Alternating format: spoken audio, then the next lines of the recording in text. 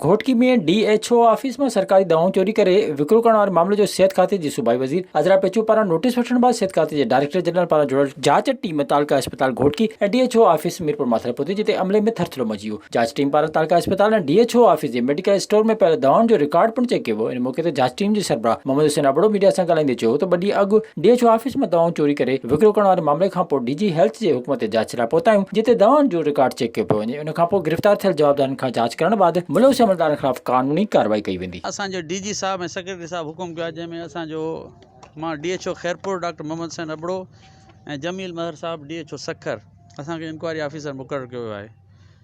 इन हिसाब सां असांखे इहो लेटर मिलियो आहे त तव्हां जेका आहे घोटकी हॉस्पिटल में वञी इंक्वायरी कयो, पर हिते जॾहिं असां आया आहियूं त असांखे पुलिस डिपार्टमेंट जो सहकार बि आहे। असां SP साहब खे बि लेटर लिखियोसीं, SHO साहब बि अची वियो आहे।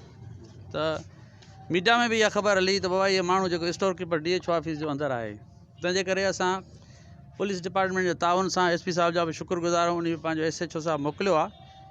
असां जेके जवाबदार आहिनि उन्हनि खे वठी वेंदासीं स्टोर खोलाए DHO ऑफिस में बि असां इंक्वायरी कंदासीं। ओड़ा घोटकी जे सियासी समाजी धुरियुनि जांच टीम ते गैरतमादी जो इज़हार कंदे चयो त जांच टीम सां उहे बि कामराल गॾु हुआ जेके करप्शन मुलविस आहिनि। उहा जांच बि ॿियनि जांचनि जीअं सिर्फ़ कागज़ी कार्रवाइनि में दफ़न थी वेंदी। विज़िट कयो अवामी आवाज़ मीडिया ग्रुप जी वेबसाइट awamiawaz.pk